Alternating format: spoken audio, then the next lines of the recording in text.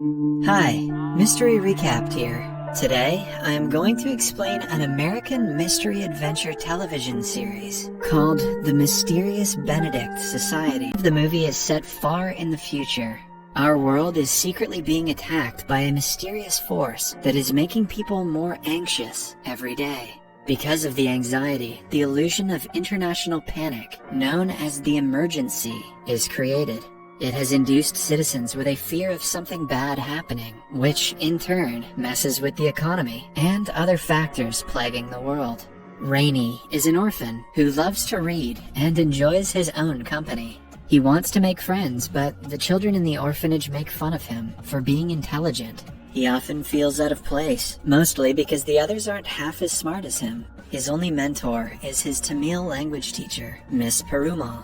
One day, she shows him an advertisement about a test, in which the winners are awarded a scholarship to attend a prestigious school called the Boatwright Academy. Rainey has always wanted to go to Boatwright, but he doubts his own abilities.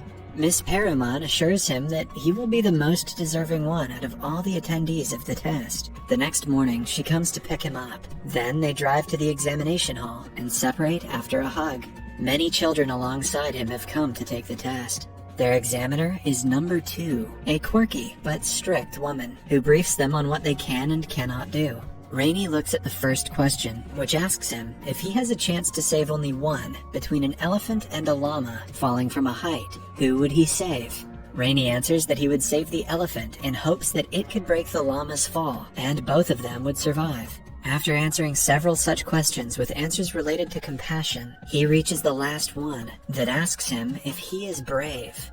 Rainey takes time to think about it and answers that he would like to think so. Number 2 asks them to drop their pencils. She grades the papers as the students wait patiently. After finishing, she informs them that the students who pass this test will be admitted to the second phase of the exam. They should report to a building in the next block at exactly 1 p.m. She also emphasizes that they are only allowed to bring a single pencil and eraser to the test. When Rainey asks her if they will be provided with sharpeners in case the lead breaks, she answers that they will have everything necessary for the test. Then she reads the list of students who passed that only has Rainey's name on it. Everyone else disappointedly leaves the premises, while Rainey goes to the next examination hall. While walking inside, a girl before him named Rhonda accidentally drops her pencil into a sewer drain. Rhonda's friend abandons her and walks inside, but Rainey offers to help her. They only have a few minutes before the exam starts, so he breaks his pencil into 2 and hands one half to her, confident that a sharpener will be provided inside. She expresses gratitude and offers to show him the answers during the test, but Rainey declines the offer. In the examination hall, number 2 explains to them that anyone who speaks during the test will be dismissed. She also adds that the test will be long and difficult. A girl groans at the comment and is disqualified for making noise. Rainey raises his hand and gestures that he needs to sharpen his pencil. Number 2 understands and allows him to do so. The test finally starts, and only a few seconds in, a boy runs away shouting that he cannot do this. Rainey focuses on the questions which are too difficult for him to understand. Most of them are advanced level questions about world history and geography. Still, Rhonda, who is seated right before Rainey, finishes in only half an hour. Before submitting the answers, she secretly drops a small piece of paper for Rainey. He notices the paper has all the answers on it. Although Rainey is struggling with the questions, he doesn't pick it up. The atmosphere is intense, as some students almost cry because of the difficult questions. Rainey knows none of the answers, but upon reading the questions carefully, he realizes that the answer to the first question is hidden in the last question. In the same way, all of the answers are in the questions themselves. After finding that out, he easily writes them down and does great on the test. A while later, the result is announced, and again, only Rainey passes. It is surprising to him because Rhonda has cheated. She wishes him luck and leaves him to wait for further instruction. Then, an A-grade student named Sticky Washington enters the room. Sticky has an eidetic memory, meaning he can remember everything he sets his eyes on. He was also the only one who passed the test in his batch, which he thinks is weird because someone else had cheated. It turns out that they had the same experience before the test, and met the same girl who dropped her pencil in the sewage. They figure out the actual aim of the trick was to test their loyalty and kindness. Therefore, they passed, and the other students who only focused on the questions did not. Suddenly, a girl comes running to the room and introduces herself as Kate. She is an athletic and adventurous girl who never goes anywhere without her red bucket of tools. Kate claims that she didn't actually pass the test because the questions were too difficult. In fact, she was selected because she helped number 2 chase away all the angry parents by creating a distraction. Then, Krista and Dewey join the group. They have also passed the exam and are pretty confident that they will make it to the Boatwright Academy. Krista is a know-it-all who thinks that everyone is inferior to her. After the team has assembled, they are introduced to Milligan, the overseer of the next test. He instructs them to enter a room one after another and asks Krista to go first. She walks into the room and notices the chessboard-patterned floor. A note on the floor asks her to cross the room without stepping on the black or white squares. She bluntly says no, refusing to do the task because she thinks it is a trick question. Milligan disqualifies her and asks her to go home. Next, Dewey enters the room and uses his athletic abilities to jump to the yellow squares. He sticks to the wall and leaps to the other end of the room easily. After he passes, Kate enters with her red bucket of tools. She uses a rope from her bucket and ties it tightly to make a pathway. Kate used to work in a circus for a long time and can easily walk on ropes. She uses her skills to reach the other end and complete the task. When it is Sticky's turn, he reads the question carefully and figures out that it specifically asks them to not step with their feet. So, he instead gets on all 4 and crosses the room. Lastly, Rainey thinks for a long time and simply walks to the other end of the room. When asked how he passed the test, he claims that the boxes had longer lengths, which means that they weren't squares. Since the question asked them to not step on the squares, he simply walked across and passed. After that, Milligan asks them to come with him to the place where their final test will be taken.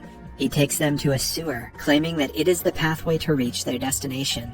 The kids find it odd that the entrance examination to such a prestigious school makes the finalists walk through sewage. Rainey also notes that none of the examiners have mentioned the Boatwright Academy yet. He still trusts Milligan and follows him to reach the front lawn of a mansion.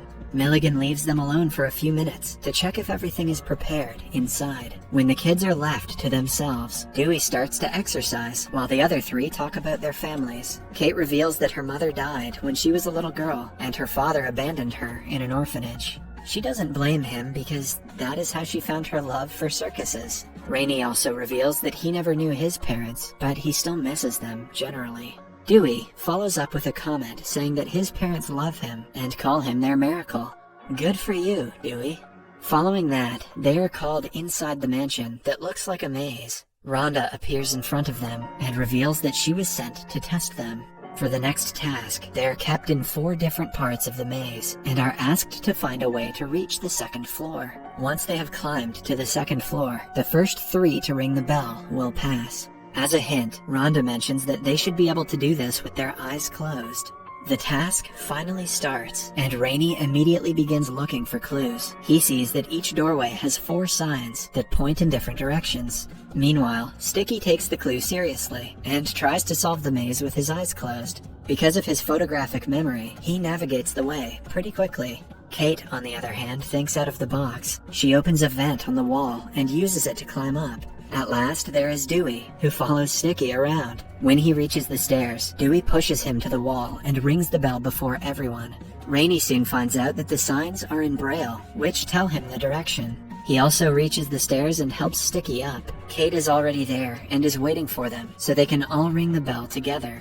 As they do, the 3 win, and Dewey is disqualified. In the instructions, it was said that the first 3 to ring the bell will win, and because Sticky, Kate, and Rainey were the 3 who rang it together, they won.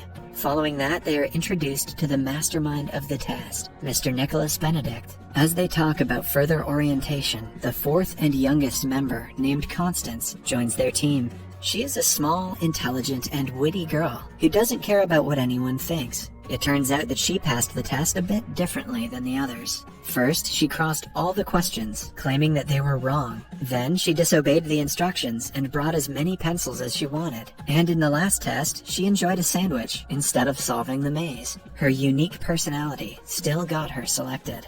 Then, for the moment of truth, Mr. Benedict tells them that they haven't been recruited for Boatwright Academy's scholarship. Instead, they have been selected for an undercover mission to save the world. The children can hardly comprehend what is going on. Mr. Cumberbatch explains that they are the only ones who can end the emergency and save the world from chaos. It turns out that a mysterious subliminal message is being broadcast all around the globe through radios and televisions. When people listen to such TV and radio shows, they only hear the sound that has the highest frequency. But behind that sound, someone has added violent messages in a low frequency that the human ear cannot catch. Although people cannot hear the message, their brain reacts to the frequency. Hence, they subconsciously start to believe the message, which makes them anxious. These messages have created the illusion of international panic that we call the emergency. After a year of research, Mr. Benedict has found out that the signals of the messages are coming from an island that is the home to a children's school. Hence, only kids are allowed to go there. Therefore, their group has been selected for the task. He gives them the option to say no, and is happy that he got to meet such intelligent kids. After much thinking, all of them agree to join the mission and start their training.